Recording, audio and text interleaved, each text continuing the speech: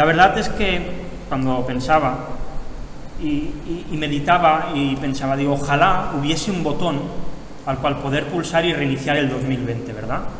Porque ha sido un año tremendo. Primero llegó el coronavirus, con las cuarentenas, con el tener que quedarnos en casa, con tanta gente enferma, con tantos fallecidos también.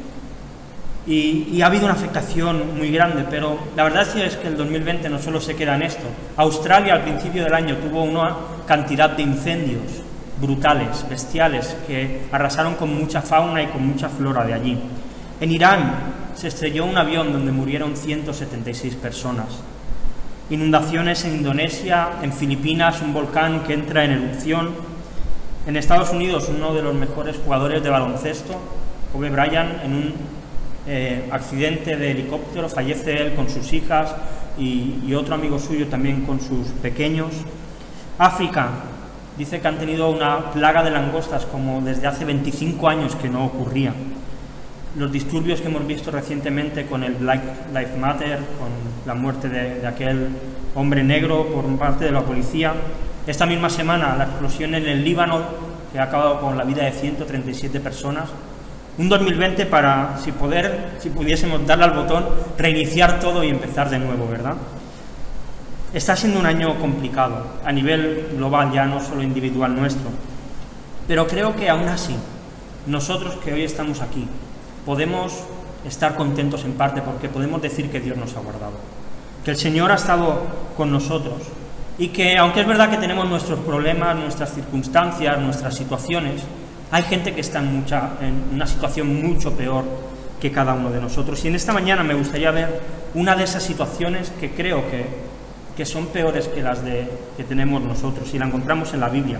Así que vamos a retomar el Evangelio de Juan, que dejamos pues por la pandemia, y nos iremos al capítulo 5, pero si vemos todo el Evangelio de Juan, podríamos resumirlo como un evangelio de encuentros. Un evangelio en el que Jesús se va encontrando con personas prácticamente en cada capítulo.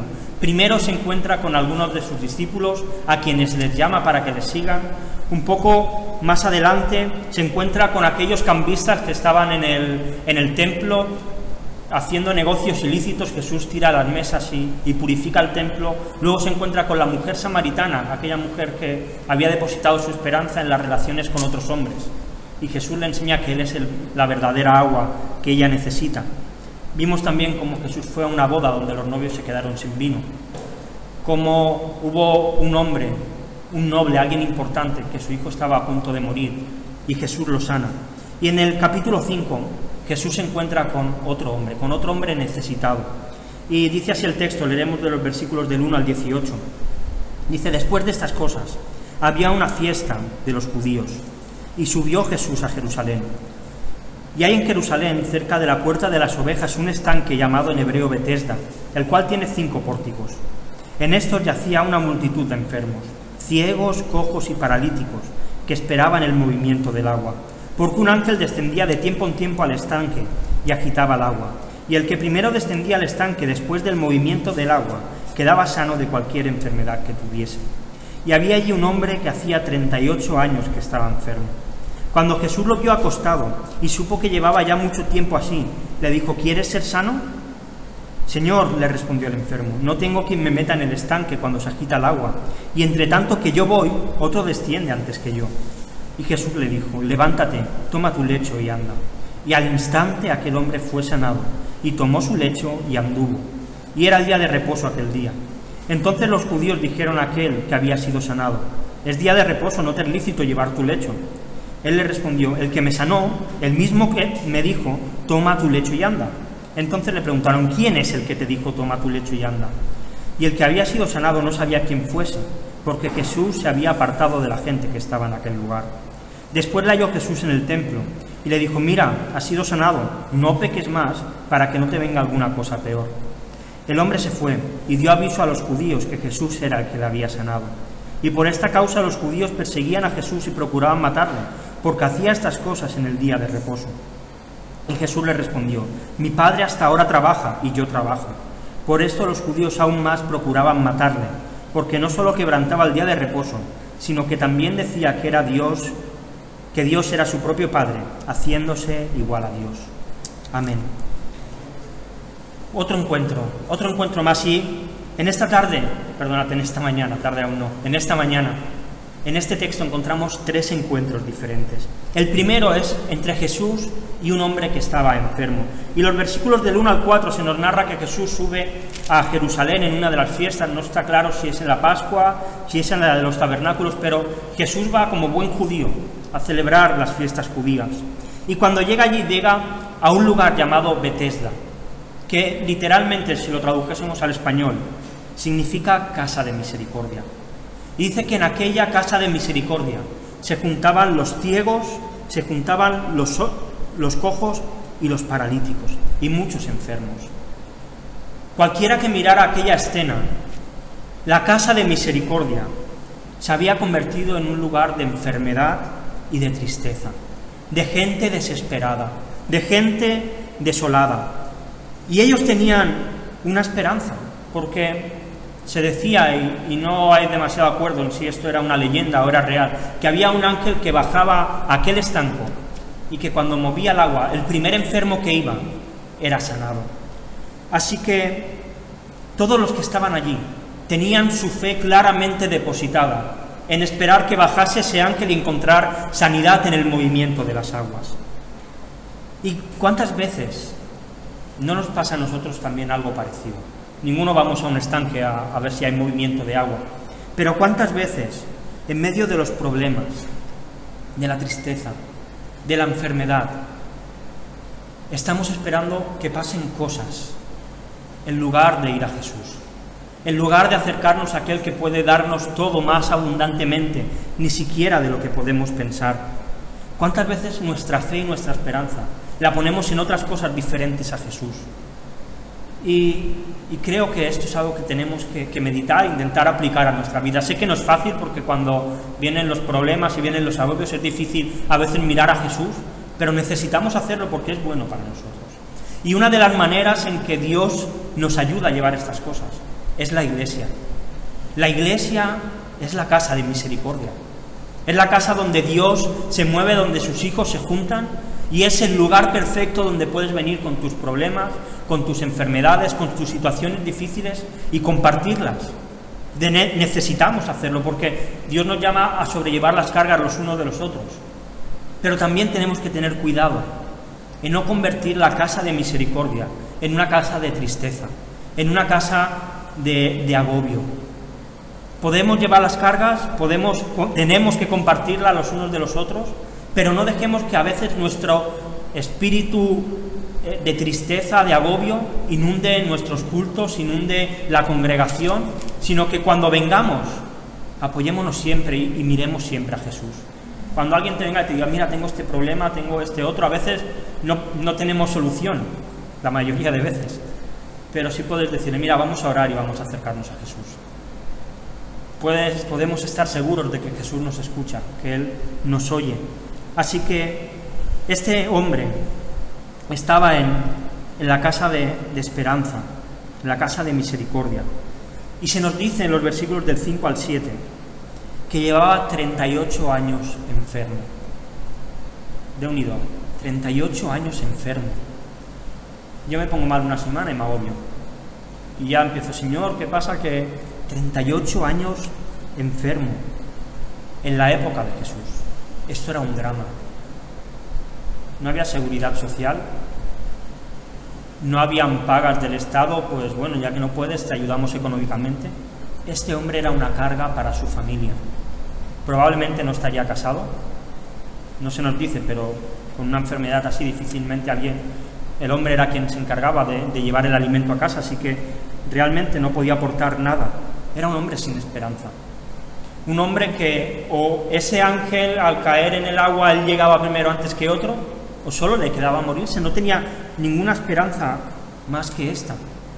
No sé si alguna vez te ha pasado que te has puesto a buscar alguna cosa por casa y tú sabes dónde está porque la guardaste y te acuerdas de dónde está, pero cuando vas a buscarla no la encuentras.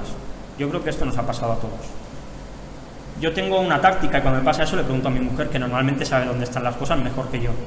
Pero hay veces que ni así, y luego en el momento en que ya no lo necesitas, que no lo estás buscando, te aparece. Yo creo que esto nos ha pasado a todos alguna vez, ¿verdad? Este enfermo se acaba de encontrar con Jesús. Tiene a Jesús delante suyo. Jesús le ha hecho una pregunta: ¿quieres ser sano? Y este hombre sigue mirando al agua, sigue mirando al lago. Jesús le pregunta: ¿quieres ser sano? Y él le dice: no tengo quien me meta en el estanque cuando baja el ángel. ¿No? En otras palabras, este hombre está diciendo a Jesús: mira, yo no tengo ninguna esperanza aquí. No voy a estar viniendo aquí hasta que me muera, porque no voy a poder sanarme nunca. Este hombre estaba destrozado. Pero hay algo muy llamativo en esto. Este hombre no fue a buscar a Jesús. Jesús le vio, Jesús se acercó y Jesús le habló. Y aunque él estaba destrozado, aunque él estaba sin esperanza, y que Jesús estaba delante suyo, él seguía mirando el agua, seguía esperando el milagro. ¿Y cuántas veces no nos pasa a nosotros igual? Estamos esperando el milagro, que pase algo que lo cambie todo, que suceda algo que cambie toda la situación. Cuando Jesús está al lado nuestro, preguntándonos: ¿quieres ser sano? ¿Quieres que arregle la situación? ¿Cuántas veces intentamos solamente por nuestro razonamiento? Y somos como este hombre: esperamos al ángel, esperamos el milagro, esperamos que suceda algo espectacular. Mira, ¿por qué cuando Jesús no nos dice, igual no nos dice quieres ser sano, igual nos dice quieres paz, quieres gozo, quieres tranquilidad? ¿Por qué cuando suceden estas cosas no vamos a Dios clamando? ¿Por qué no cogemos la Biblia y la leemos? En una ocasión alguien dijo que si quieres escuchar la voz de Dios con tus oídos, es algo muy fácil, solo tienes que leer la Biblia en voz alta. Y es que es tan sencillo. Dios está tan cerca de nosotros y nosotros buscando cosas lejos de Él para solucionar nuestro problema. Deja de buscar un milagro y empieza a buscar a Dios. Deja de buscar una solución mágica y empieza a acercarte a Dios, a orar más, a leer la Biblia. Ayer escuchaba un vídeo de Paul Washer y decía: lo difícil para un cristiano no es orar. Todos los cristianos oran. Lo difícil para un cristiano es seguir orando, es no dejar de orar. ¿Y cuántas veces cuando tenemos un problema vamos a Dios: Señor, ayúdame? Pero luego dejamos de orar.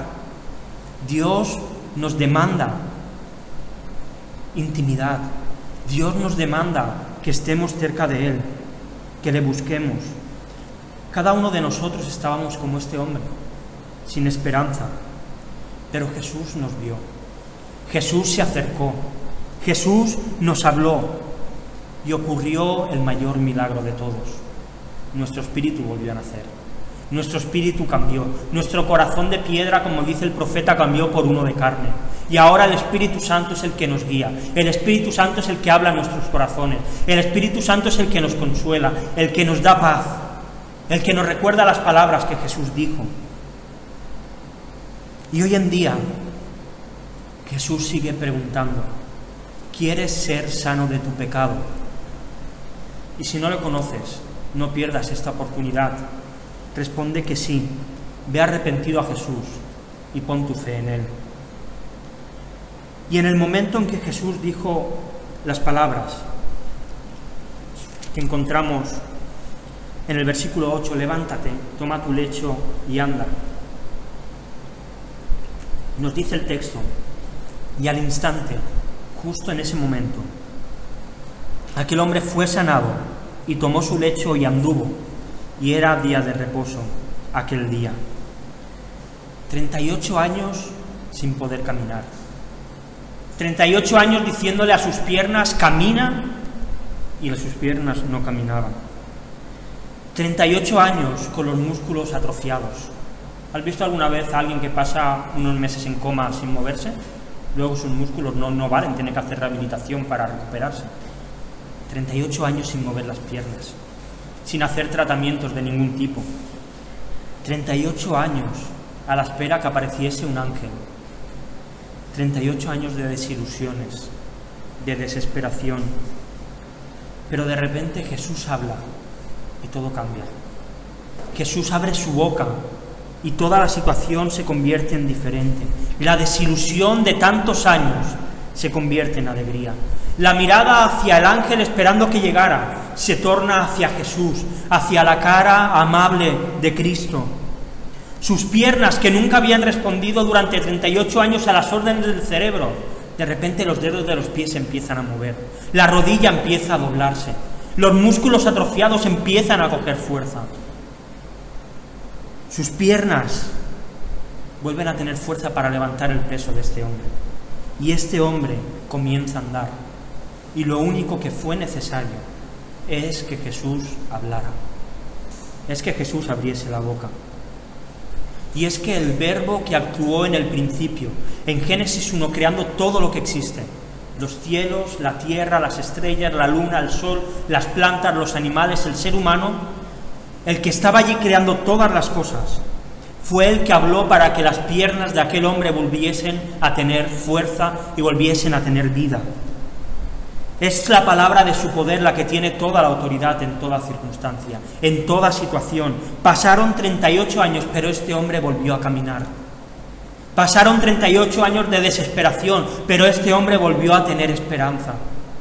Pasaron 38 años de dolor, de pérdida de dignidad, pero este hombre volvió a estar lleno, gracias a las palabras de Jesús. Y mira, tu problema no es imposible para Dios. Tu situación difícil no es imposible para Dios. Si su palabra creó todo lo que existe, su palabra puede hacer que así nuestro problema se resuelva. Y Dios lo hará o no lo hará, porque Dios es Dios y Dios hará conforme le plazca. Y como hemos dicho al principio, ninguno somos quien para decirle a Dios lo que tiene que hacer. Pero sí que podemos estar confiados, sí que podemos estar tranquilos en que la palabra de Jesús, la palabra de Dios tiene poder. Así que clama, ora y ama a Dios y deja que Dios sea Dios y tome el control de tu situación. Hasta aquí el encuentro entre Dios y entre Jesús y este enfermo. Este hombre coge su lecho, su camilla y se pone a caminar. Y se encuentra con los fariseos. Con buena piedra se ha encontrado este hombre. Versículo 10 nos dice: entonces los judíos dijeron a aquel que había sido sanado: es día de reposo y no te es lícito llevar tu lecho. En los 10 mandamientos, Dios, por medio de Moisés, le dice al pueblo que deben santificar y guardar el día de reposo y santificarlo para Dios. Estaba muy claro, era el día para el Señor y en ese día no se debía trabajar. Y Dios se lo demuestra también con el maná. 6 días tenéis que salir a recoger el maná y el 6.º día tenéis que recoger para 2 porque el 7.º día no hay que trabajar, no hay que recoger maná. Y esto era bueno porque Dios estaba enfocando a su pueblo a que le alabase y le adorase. Nosotros no celebramos el día de reposo porque no somos judíos, pero igualmente dedicamos el domingo al Señor y debiéramos santificarlo porque el principio sigue existiendo igual. Pero los fariseos habían tergiversado todo esto y habían cambiado la ley, la habían hecho más dura de lo que Dios había pedido que hiciesen. Así que la buena ley de Dios, una vez más, el ser humano la convierte en una mala ley humana y pone una sobrecarga sobre el ser humano que es incapaz de soportar. Y este hombre, después de 38 años, la Biblia no lo dice, y aquí voy a suponer, sabiendo que tampoco a veces debemos suponer mucho, pero si iba 38 años y durante 38 años estuvo en ese estanque, era un hombre que todo el mundo conocía. Yo creo aquí en Santa Perpetua en Gavá hay algunas personas que tienen enfermedades que la conoce todo el mundo en el pueblo y todo el mundo sabe quién es. Estoy seguro que a este hombre casi todos le conocían y sabían quién era. ¿En serio, fariseos, judíos? Hay un hombre que habéis visto 38 años sin andar. ¿Ahora le veis andar y le preguntáis que por qué está cargando con el lecho en vez de alegraros? ¿De verdad sois tan necios? Cuidado con no caer nosotros también en este error. De que cuando Dios haga algo, nos fijemos en las pequeñeces. Estos judíos debieran haber ido corriendo a abrazar a este hombre, alegrarse con él. Por fin vuelves a andar, por fin podrás venir con nosotros al templo. Pero en cambio, ¿no sabes que hoy es día de reposo y no puedes tomar tu lecho? Alegrémonos cuando el que cae es restaurado. Alegrémonos cuando aquel que abandona la fe vuelve a ella. ¿Cuántas veces hay gente que abandona la fe, vuelve y luego se le recrimina lo que ha hecho fuera? Olvídate de lo que ha hecho fuera. Ha vuelto a la casa de su padre. Ha vuelto al redil de las ovejas. Tenemos que estar contentos. Cuidado con no convertirnos en fariseos mirando solamente lo superficial y olvidando el corazón. Y en los versículos del 11 al 13, este hombre le responde y les dice: mira, él me sanó, y el que me sanó me dijo que cogiese mi lecho y me fuese, así que si él me sanó y me hizo esto, pues yo cojo mi lecho y me voy. Tiene más autoridad que todos vosotros. Básicamente les vino a decir: vosotros me estáis diciendo esto, pero no habéis hecho nada por mis 38 años. Una vez he visto a este hombre y me ha hecho andar. Me dice que coja el lecho, lo cojo y ahora hago caso en lo que me diga. Y entonces los fariseos se dieron cuenta que el problema no estaba en el hombre, era en el que le había dicho que cogiese el lecho. Y le preguntó: ¿quién te ha dicho esto? ¿Quién es el que te ha dicho que hagas esto? Y este hombre le dice: pues mira, no lo sé. Y empezó a buscar, empezó a mirar, no lo encontró, porque dice el texto que Jesús había apartado de la gente. La gracia de Jesús hacia este hombre había cambiado su vida por completo. Su vida tenía una nueva dimensión ahora. Veía todo con más claridad. Ya no importaba los 38 años de dolor, no importaba los desprecios que debía haber sufrido, no importaba quién él había sido, solamente le importaba que él había sido sanado. Y es que la gracia es la que cambia todas las cosas. Y la gracia es la que cambió nuestros corazones, la que cambió nuestro interior. Por tanto, necesitamos... Este hombre se saltó a la torera las leyes que los fariseos habían impuesto. Y nosotros, ¿cuántas veces nos avergonzamos delante de la gente de lo que Dios hace en nuestra vida? ¿Sabes qué? De lo que Dios ha hecho en mi vida estoy tan orgulloso que me importa cero lo que piensen los demás. Dios ha cambiado mi corazón, me ha salvado y me ha rescatado. ¿De verdad nos va a importar lo que piensen otros?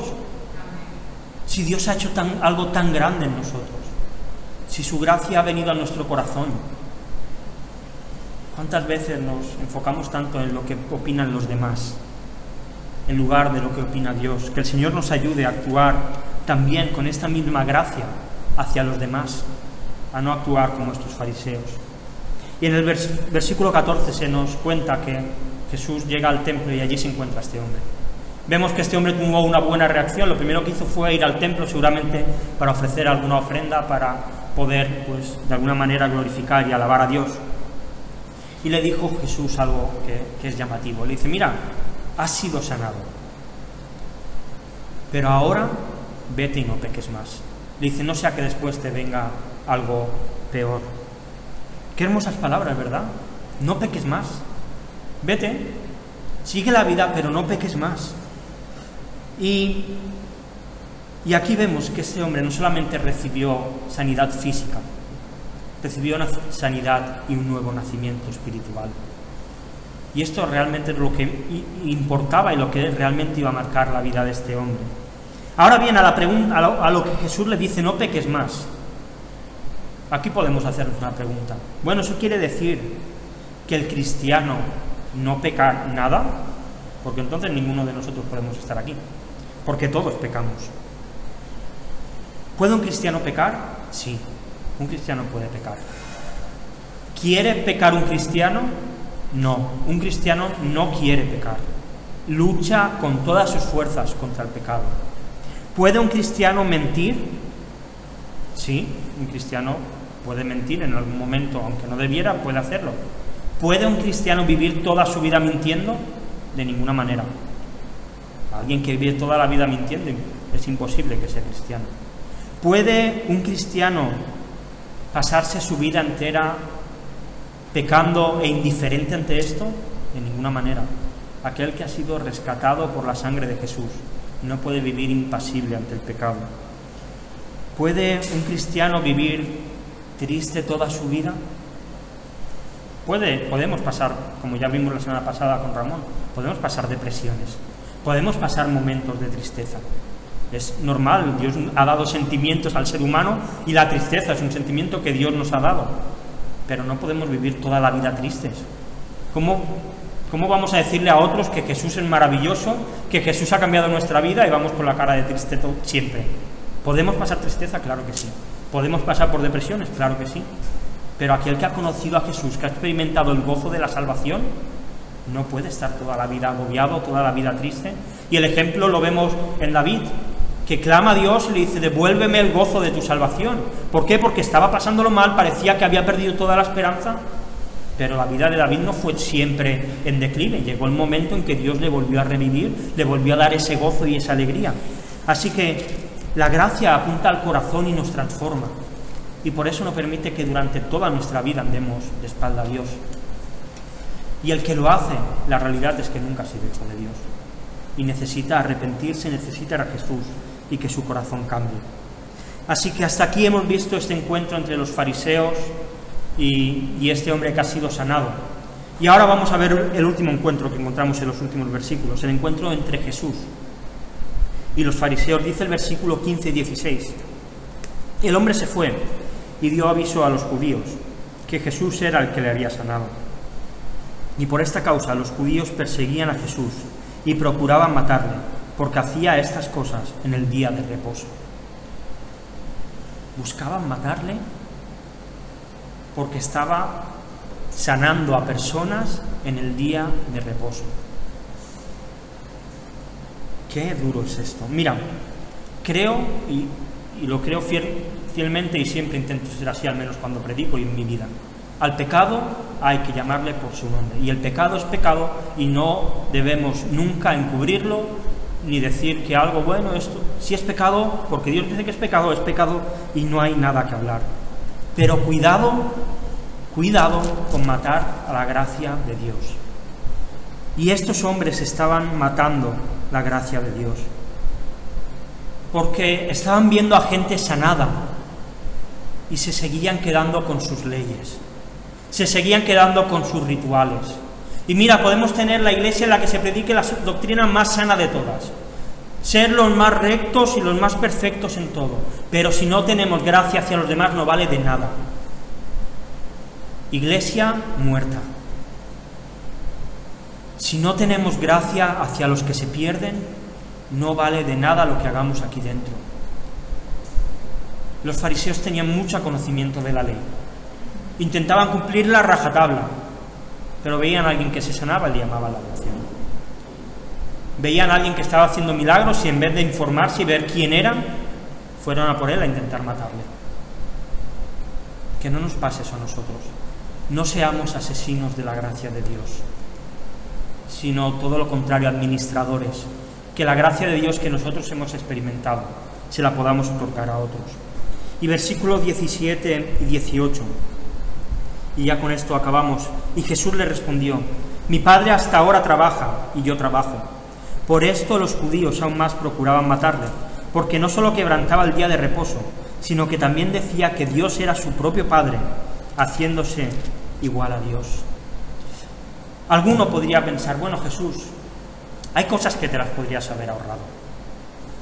Igual tampoco hacía falta decir que Jesús, que el Padre era tu Padre. Igual te podrías haber ahorrado esto.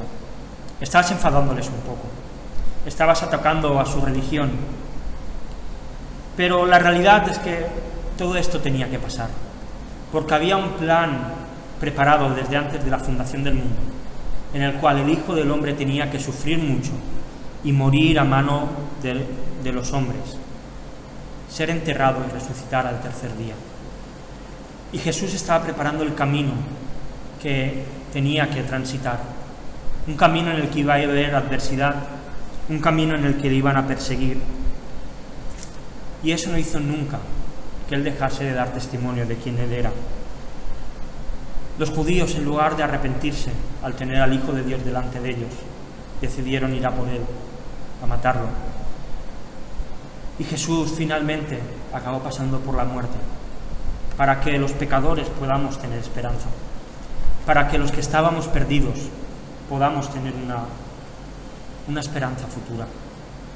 Así que Jesús dio testimonio de que él era Hijo de Dios, Y nosotros tenemos que dar testimonio de que Jesús es Hijo de Dios y que nosotros también lo somos, aunque no podemos hacer los milagros que hizo Jesús, obviamente, pero sí que Él es Hijo de Dios.